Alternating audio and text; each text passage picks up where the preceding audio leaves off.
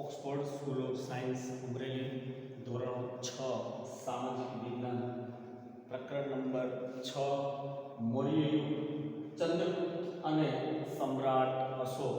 વિદ્યાર્થી મિત્રો, આપણે આગલા વિડીયો લેક્ચરની અંદર પ્રકરણ નંબર 6 ની વાત કરી હતી, જેમાં મૌર્ય યુગ ચંદ્રગુપ્ત અને સમ્રાટ અશોક. એમાં હવે આપણે જે ટોપિક લીધા હતા સમ્રાટ અશોક, એ સમ્રાટ અશોકની આપણે આગળ વાત કરીએ તો આપણા ગુજરાતનો જે જિલ્લો છે જુનાગઢ જિલ્લો, અને જુનાગઢ જિલ્લાની અંદર જે ગિરનાર પર્વત છે, એ ગિરનાર પર્વત તરફ તમે દામોદર કુંડ જોયો હશે અથવા તો ન જોયો હોય તો જોજો. એ દામોદર કુંડ તરફ જશો ત્યાં સમ્રાટ અશોકનો શિલાલેખ આવેલો છે. આ શિલાલેખ મળી આવેલ છે, જે કઈ ભાષામાં લખાયેલો છે? જે પ્રાકૃત ભાષામાં આ શિલાલેખ લખવામાં આવ્યો છે. એટલે કે ગુજરાતનો જે જુનાગઢ જિલ્લો અને જુનાગઢ જિલ્લાની અંદર ગિરનાર પર્વત અને ગિરનાર પર્વતની બાજુમાં દામોદર કુંડ, ત્યાંથી અશોકનો શિલાલેખ મળી આવ્યો છે. અને આ શિલાલેખ પ્રાકૃત ભાષાની અંદર લખવામાં આવેલો છે. આ શિલાલેખમાં 3 રાજવીઓનો લેખો છે. 3 રાજવીઓએ આની અંદર લેખો લખવામાં આવ્યા છે. આ લેખ રાજા મહાક્ષત્ર રુદ્રદામાનો છે. રાજાનું નામ છે મહાક્ષત્ર. આ મહાક્ષત્ર નામના જે રાજા છે એ રુદ્રદામા, એનો આ લેખ છે. આ લેખમાં મૌર્ય રાજા ચંદ્રગુપ્તના રાષ્ટ્રીય પુષ્યગુપ્ત દ્વારા નિર્માણ કરવામાં આવેલ સુદર્શન તળાવ અને અશોકના રાષ્ટ્રીય યવનરાજ દ્વારા સિંચાઈ માટે તેમાંથી નહેરો કાઢવાની વિગતો આપવામાં આવેલ છે. એટલે કે આ સમ્રાટ અશોક હતા, એ સમ્રાટ અશોક અને રાજા એમના જે ચંદ્રગુપ્ત રાજા હતા, એ રાજા ચંદ્રગુપ્તના રાષ્ટ્રીય પુષ્યગુપ્ત નામનો જે વ્યક્તિ હતો, એના દ્વારા એક જળાશયની રચના કરવામાં આવી છે. એ જળાશય એટલે તળાવનું નામ છે સુદર્શન તળાવ. અને અશોક, જે સમ્રાટ અશોક હતા, એમના રાષ્ટ્રીય યવનરાજ નામના જે વ્યક્તિ હતા, એમના દ્વારા સિંચાઈ માટે તેમાંથી નહેરો કાઢવાની વિગતો આપવામાં આવેલ છે. એટલે સિંચાઈ માટે જે નહેરો કાઢવાની હોય એના માટેની વિગતો આ લેખમાં આપવામાં આવી છે. ત્યાર પછી આવે છે ધર્મ પ્રચારક તરીકે અશોક. આપણે આગલા વિડિયો લેક્ચરની અંદર જોયું કે અશોકનું હૃદય પરિવર્તન થયું. કલિંગના યુદ્ધ પછી એણે શસ્ત્રો મૂકી દીધા. એણે શસ્ત્રો મૂકી અને કયા ધર્મનું પાલન કર્યું? બૌદ્ધ ધર્મનું પાલન કર્યું. વિધવા સ્ત્રીઓ, અનાથ બાળકોને એણે જોયા અને એનું હૃદય પરિવર્તન થયું. જ્યારે એ વિજય ભૂમિ ઉપર ઘોડો લઈ અને આટા મારતો હતો, એક બાજુ રોગ કકળાટ જોયો, લોકો વિલાપ કરી રહ્યા હતા, એક બાજુ ચીસા ચીસ થઈ રહી હતી. ત્યારે સમ્રાટ અશોકે જોયું કે આ બધું શા માટે? માત્ર ભૂમિના ટુકડા માટે, માત્ર રાજ્યના ટુકડા માટે. આથી હું આ બધું છોડી દઉં છું.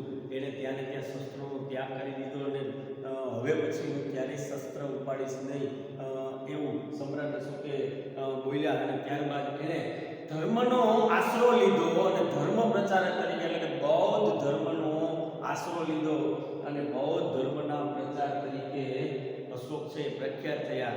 અશોકે દેશભરમાં આવેલા બૌદ્ધ તીર્થધામોની યાત્રા કરી. પ્રથમ તો તેને શું કર્યું કે આખા દેશની અંદર જેટલા બૌદ્ધ ધર્મના તીર્થ છે, મંદિર છે, ત્યાં એણે યાત્રા કરી. યાત્રા દરમિયાન બૌદ્ધ ધર્મનો પ્રચાર કર્યો. જ્યારે એ યાત્રા કરવા નીકળ્યો ત્યારે એણે બૌદ્ધ ધર્મનો ખૂબ પ્રચાર કર્યો. અશોકે ગૌતમ બુદ્ધના ઉપદેશોમાંથી પ્રેરણા મેળવી પોતાની પ્રજાને ધમ્મનો માર્ગ બતાવવા પોતાના સામ્રાજ્યમાં ઠેર ઠેર શિલાલેખો અને સ્તંભ લેખો કોતરાવ્યા. હવે વિદ્યાર્થી મિત્રો, જ્યારે સમ્રાટ અશોક તીર્થયાત્રાએ ગયા ત્યારે અને પોતાની પ્રજાને બૌદ્ધ ધર્મનો માર્ગ બતાવવા પોતાના રાજ્યની અંદર, પોતાના સામ્રાજ્યની અંદર ઠેર ઠેર જગ્યાએ એણે શિલાલેખો અને સ્તંભલેખો પણ કોતરાવ્યા. અને જે ગૌતમ બુદ્ધ હતા, એ ગૌતમ બુદ્ધના ઉપદેશો જે એમણે આપેલા હતા, એમાંથી સમ્રાટ અશોકે પ્રેરણા મેળવી અને બૌદ્ધ ધર્મના પ્રચાર કરવાની શરૂઆત કરી, કારણ કે તેણે શસ્ત્રનો ત્યાગ કરી દીધો હતો, યુદ્ધનો ત્યાગ કરી દીધો હતો, અને હવે પોતે સમ્રાટ હોવા છતાં ક્યારેય યુદ્ધ નહીં કરે, ક્યારેય શસ્ત્રોનો ઉપયોગ નહીં કરે. એ અલીના યુદ્ધથી એના હૃદયમાં પરિવર્તન થયું અને હંમેશને માટે તે ધર્મ પ્રચારક બની ગયો, બૌદ્ધ ધર્મનો પ્રચારક બની ગયો, અને પોતાના રાજ્યની અંદર જે પ્રજા હતી એને પણ બૌદ્ધ ધર્મનું પાલન કરવા માટે પોતે ઠેર ઠેર જગ્યાએ સ્તંભાલેખો કોતરાવ્યા. તે સમયની સમસ્યાનો ઉકેલ લાવવા અશોકે રાજ્યમાં ધર્મ ખાતાની રચના કરી. આ ખાતાના ઉપરી તરીકે નિમાયેલ ધમ્મ મહામાત્ર નામના અધિકારીએ પ્રજામાં બૌદ્ધ ધર્મનો પ્રચાર કરી તેમનું નૈતિક ધોરણ ઊંચું લાવવાનું કાર્ય કરવાનું હતું. એટલે કે ધર્મ ખાતાની રચના શા માટે કરવામાં આવી? તો કે આ જે ખાતું છે એનો ઉપરી તરીકે જે નિમાયેલ છે ધમ્મ મહામાત્ર, એ ધમ્મ મહામાત્ર નામનો એક અધિકારી હતો. એણે પ્રજાની અંદર શું કરવાનું? બૌદ્ધ ધર્મનો પ્રચાર કરવાનો, લોકો બૌદ્ધ ધર્મમાં જોડાય એ માટેનું કામ કોણ કરતા? ધમ્મ મહામાત્ર નામના અધિકારી. અને લોકોનું જે જીવન ધોરણ છે, નૈતિક ધોરણ છે, એ ઊંચામાં ઊંચું આવે, લોકો આ ધર્મ સાથે જોડાય અને પોતાનું જીવન ધોરણ ઊંચું આવે, એ માટેના પ્રયત્નો સમ્રાટ અશોકે કરી દીધા. અશોકે રાજ્યમાં ઘણા ફેરફારો કર્યા. કલિંગના યુદ્ધ પછી એણે બૌદ્ધ ધર્મનો પ્રચાર કર્યો, પણ બૌદ્ધ ધર્મ અપનાવ્યા પછી પણ એણે પોતાના રાજ્યની અંદર ઘણા ફેરફારો કર્યા. અશોકે પહેલો ફેરફાર કર્યો કે રાજ્યમાં હવેથી શિકાર કરવા પર પ્રતિબંધ ફરમાવ્યો, પશુઓની હિંસા બંધ કરવી, કારણ કે બૌદ્ધ ધર્મ અહિંસામાં માને છે. બૌદ્ધ ધર્મ અહિંસામાં માને છે. એટલે સમ્રાટ અશોકે પહેલો વહેલો પરિવર્તન કરવું હોય તો કે પોતાના રાજ્યની અંદર જે શિકાર હતો એ શિકાર પ્રથા પર પ્રતિબંધ લાવી દીધો અને કોઈ પણ પશુઓની હિંસા કરવી નહીં. તેણે ગૌતમ બુદ્ધના પ્રેમ, દયા, કરુણા, અહિંસા, સદાચાર, અનુકંપા જેવા સિદ્ધાંતોના પ્રચાર પર ભાર મૂક્યો. ગૌતમ બુદ્ધે જે સિદ્ધાંતો આપ્યા હતા કે પ્રેમ, દરેક વ્યક્તિ સાથે પ્રેમથી વર્તવું જોઈએ, દરેક વ્યક્તિ એ દરેક જે જીવ છે એના પ્રત્યે દયા રાખવી જોઈએ, કરુણા રાખવી જોઈએ, અને દરેક સાથે અહિંસાથી વર્તવું જોઈએ, સદાચાર, બધા પ્રત્યે આપણો જે આચાર વ્યવહાર છે એ સારો રાખવો જોઈએ. આવા સિદ્ધાંતોના પ્રચાર પર સમ્રાટ અશોકે ભાર મૂક્યો. ઉપદેશની સાથે સાથે કેટલીક લોકોપયોગી વાતો પણ શિલાલેખોમાં કોતરાવી. તેણે બૌદ્ધ ધર્મના ઉપદેશોની સાથે સાથે કેટલીક લોકોને ઉપયોગી થાય એવી વાતો, લોકોને શીખવા મળે, લોકોને જાણવા મળે એવી વાતો પણ પથ્થરના જે શિલાલેખો છે એની અંદર કોતરાવવામાં આવી. હવે સમ્રાટ અશોકે પ્રજાજોગ સંદેશ આપેલો હતો, પ્રજાને એક ખાસ પ્રકારનો સંદેશ આપેલો હતો. એ સંદેશની અંદર વિદ્યાર્થી મિત્રો શું લખવામાં આવ્યું હતું? તો કે એ સંદેશની અંદર લખવામાં આવ્યું હતું કે માતા પિતાની આજ્ઞાનું પાલન કરવું. જો સમ્રાટ અશોકે જ્યારે કલિંગના યુદ્ધ પછી હૃદય પરિવર્તન આવ્યું અને હૃદય પરિવર્તન પછી જ્યારે ધર્મનો પ્રચાર કર્યો, જાણે એણે બૌદ્ધ ધર્મનો વિદ્યાર્થી મિત્રો પ્રચાર કર્યો, ત્યાર પછી એણે એ પ્રજા માટે એક સંદેશો પણ પાર પાડ્યો હતો. અને એ સંદેશાની અંદર લખ્યું હતું કે માતા પિતાની આજ્ઞાનું પાલન કરવું, વડીલોનો આદર કરવો, પશુઓનો વધ ન કરવો, બને તેટલો ઓછો ખર્ચ કરવો, ગુરુની સેવા કરવી, સ્ત્રીઓ અને નોકરો પ્રત્યે માયાળું વર્તન રાખવું, બ્રાહ્મણો અને શ્રમણોને દાન આપવું, અન્ય ધર્મના મુખ્ય સિદ્ધાંતો સમજવાનો પ્રયત્ન કરીને તેનો આદર કરવો. આ મહાન સમ્રાટ અશોક એક સમયે પોતાના રાજ્યનો વિસ્તાર વધારવા માટે યુદ્ધ કર્યું, શસ્ત્રો ઉપાડ્યા, કેટલાય લોકોને મારી નાખ્યા, કેટલાય બાળકોને પિતા વગરના કર્યા, કેટલી સ્ત્રીઓને વિધવા બનાવી. એ સમ્રાટ અશોકે પ્રજાને આજે બૌદ્ધ ધર્મનો અપનાવ્યા બાદ અને પોતાના બૌદ્ધ ધર્મના પ્રચાર માટે અને પોતાની પ્રજાની અંદર પોતાના પ્રજાનું જીવન ધોરણ ઊંચું લાવવા માટે પ્રજાજોગ સંદેશ આપેલો છે. અશોકે ઈસવીસન પૂર્વે 251માં પાટલીપુત્રમાં મોગલીપુત્તિષ્યના અધ્યક્ષ પદે ત્રીજી બૌદ્ધ પરિષદ બોલાવીને આ પરિષદનો મુખ્ય હેતુ બૌદ્ધ ધર્મમાં ઊભા થયેલા મતાંતરો દૂર કરી ધાર્મિક એકતા સ્થાપવાનો હતો. એટલે 251ની વાત છે, જ્યારે એમની જે રાજધાની હતી પાટલીપુત્ર, એમાં મોગલીપુત તિષ્યના અધ્યક્ષપદે ત્રીજી બૌદ્ધ પરિષદ બોલાવી. આ પહેલાં એણે 2 બૌદ્ધ પરિષદ બોલાવી હતી, ત્યારબાદ એણે ત્રીજી બૌદ્ધ પરિષદ બોલાવી. અને આ પરિષદ જે હતી એટલે કે મીટિંગ, સભા, આ પરિષદનો મુખ્ય હેતુ શું હતું તો કે બૌદ્ધ ધર્મની અંદર જે મતાંતરો ઊભા થયેલા છે એ દૂર કરી અને બધાની અંદર ધાર્મિક એકતા સ્થપાય, ધર્મની બાબતમાં સૌ એક બને અને બૌદ્ધ ધર્મને એકતાથી અપનાવે, ભેગા થઈને અપનાવે, એ માટેનો મુખ્ય હેતુ આ પરિષદનો હતો. અશોકે ભારતના કાશ્મીર, ગાંધાર, ચોલ, પાંડ્ય અને કેરળ રાજ્યમાં બૌદ્ધ ધર્મનો પ્રચાર કર્યો હતો. પરીક્ષામાં 1 માર્કમાં પૂછાઈ શકે કે કયા કયા રાજ્યમાં, તો કે કાશ્મીર, ગાંધાર, ચોલ, પાંડ્ય અને કેરળ રાજ્યમાં એણે બૌદ્ધ ધર્મનો પ્રચાર કર્યો હતો. સમ્રાટ અશોકે બ્રહ્મદેશ એટલે કે મ્યાનમાર, સિલોન એટલે કે શ્રીલંકા, સિરિયા, ઇજિપ્ત, મેસોડોનિયા વગેરે દેશોમાં ધર્મ પ્રચાર માટે ધર્મ પ્રચારક મંડળો મોકલ્યા હતા. એટલે કે માત્ર ભારતની જ અંદર એને બૌદ્ધ ધર્મનો પ્રચાર કર્યો. વિદ્યાર્થી મિત્રો, એવું નથી, એણે ભારતની બહારના વિદેશી રાજ્યો છે ત્યાં પણ એણે બૌદ્ધ ધર્મનો પ્રચાર કર્યો હતો. અશોકે પુત્ર મહેન્દ્ર અને પુત્રી સંઘમિત્રાને બૌદ્ધ ધર્મના પ્રચાર માટે સિલોન મોકલ્યા હતા.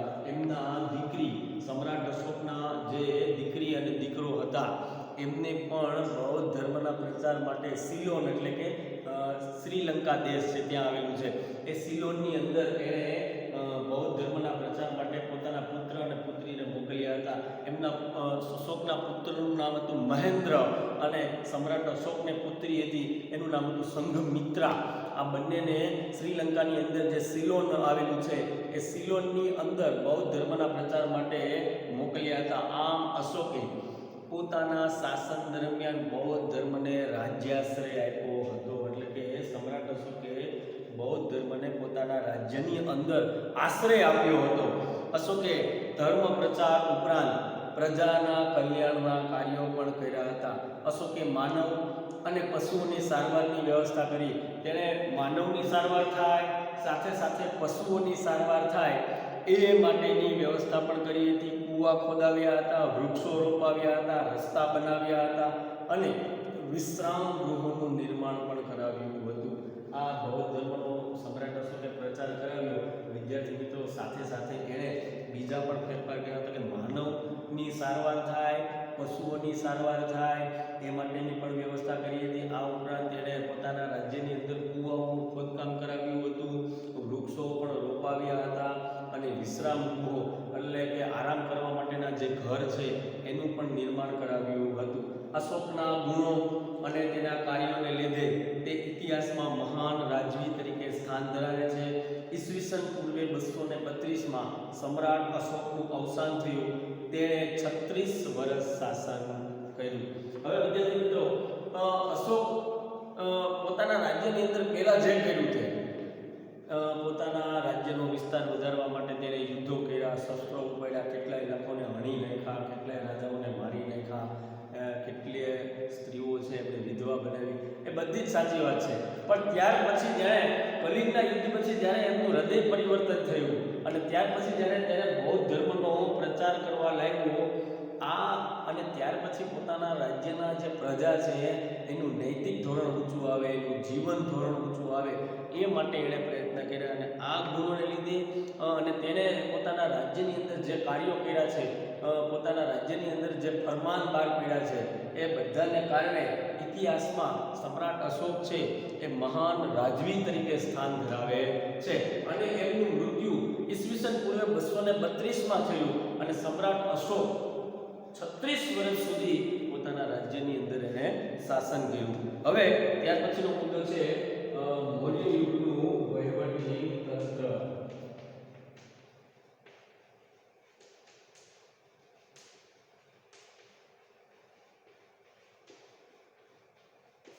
મૌર્ય યુગની અંદર જે વહીવટી તંત્ર છે એ કયા પ્રકારનું હતું એની ચર્ચા કરવાની છે. ચંદ્રગુપ્ત મૌર્યએ આ મૌર્ય યુગની સ્થાપના કરી હતી. હવે ચંદ્રગુપ્ત મૌર્યએ આ વિશાળ સામ્રાજ્યનું નિર્માણ કર્યું હતું તેનો વિસ્તાર સમ્રાટ અશોકે કર્યો. મૂળ સ્થાપક કોણ હતું? ચંદ્રગુપ્ત મૌર્ય. અને આ રાજ્યનો જે વિસ્તાર કોણે વધાર્યો? તો કે વિસ્તાર વધારનાર હતા સમ્રાટ અશોક.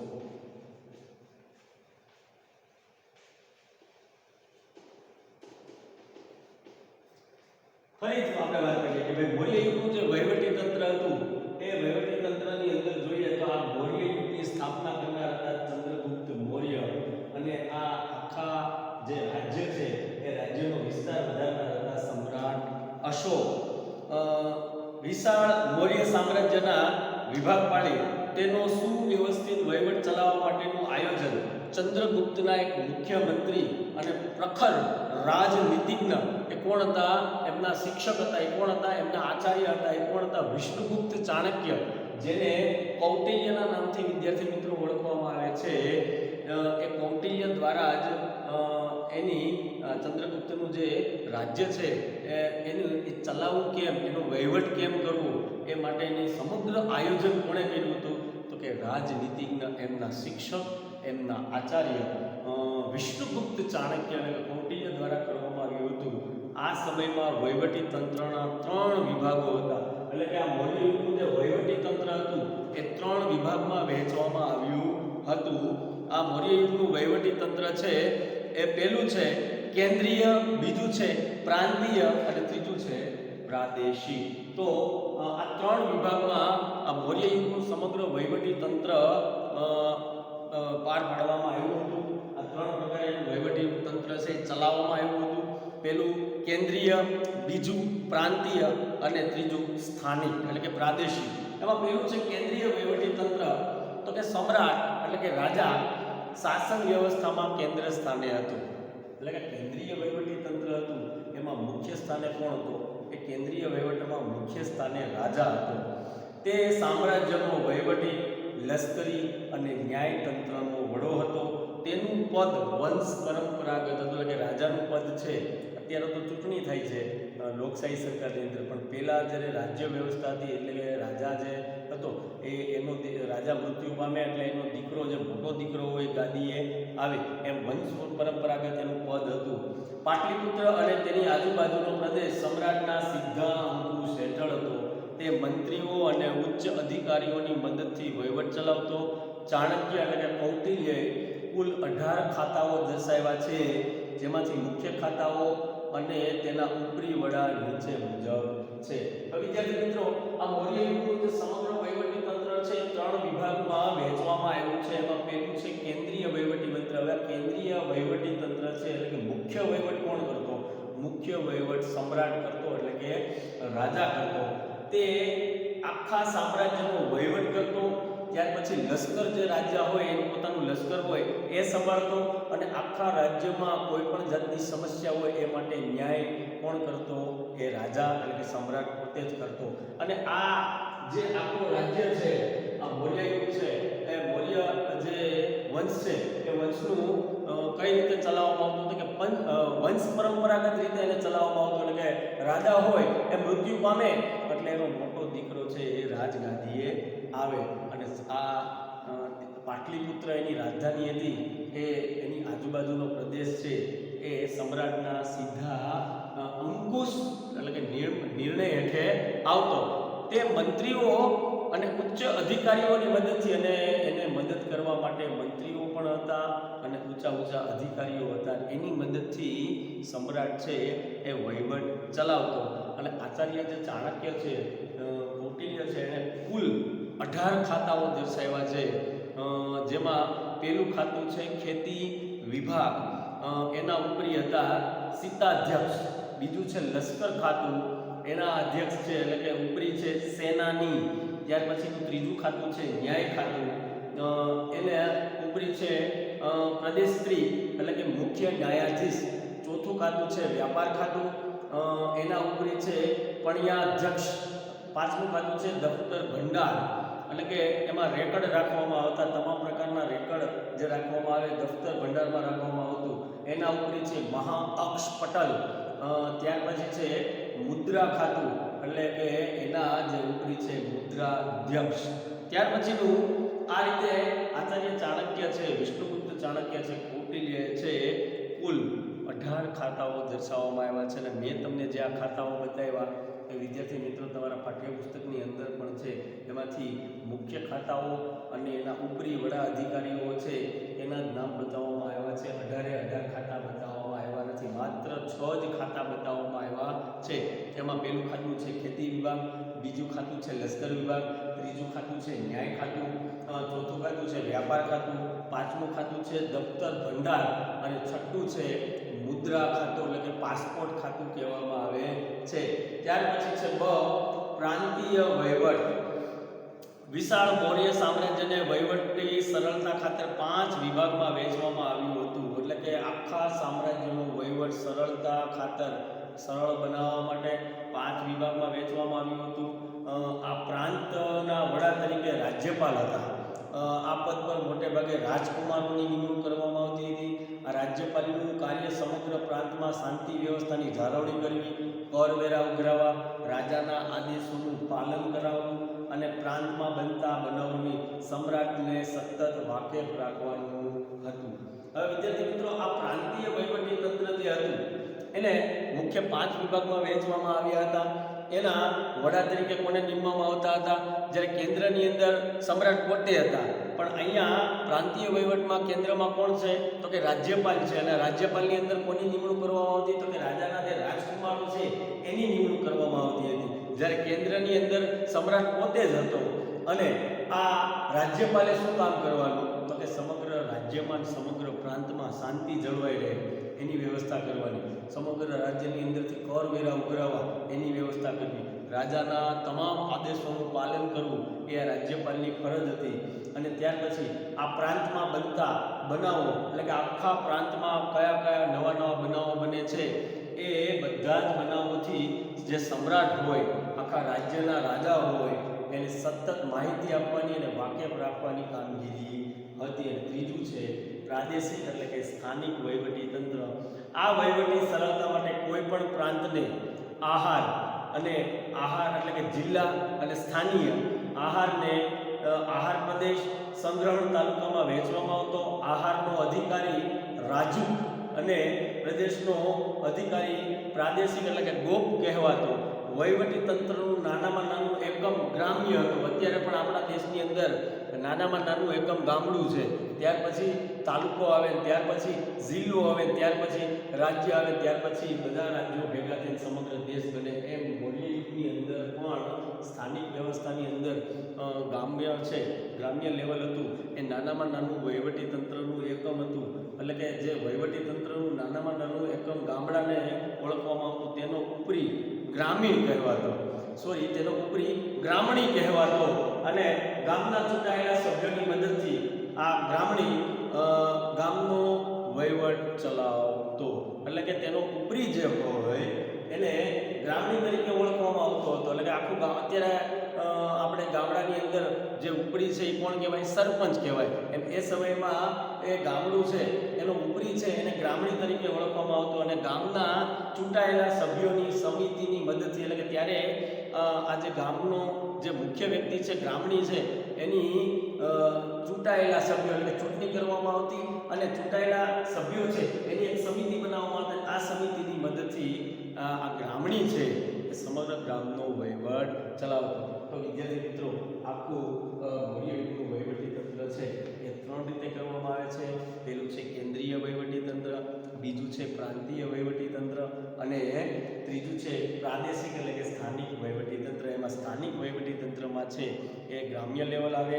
ત્યાર પછી પ્રાદેશિક વહીવટી તંત્ર છે એની અંદર પ્રાંતીય વહીવટી તંત્ર છે એની અંદર રાજ્યપાલ આવે અને કેન્દ્રીય વહીવટી તંત્રની અંદર સમ્રાટ પોતે જ આવે એટલે કે રાજા પોતે જ આવે. આમ 3 પ્રકારે રાજ્યોનો વહીવટ કરવામાં આવતો હતો: કેન્દ્રીય વહીવટી તંત્ર, પ્રાંતીય વહીવટી તંત્ર અને પ્રાદેશિક વહીવટી તંત્ર. હવે પછીનો જે મુદ્દો છે કે ભાઈ સમ્રાટ અશોકના ઉત્તરાધિકારીઓ તથા મૌર્ય વંશનું પતન.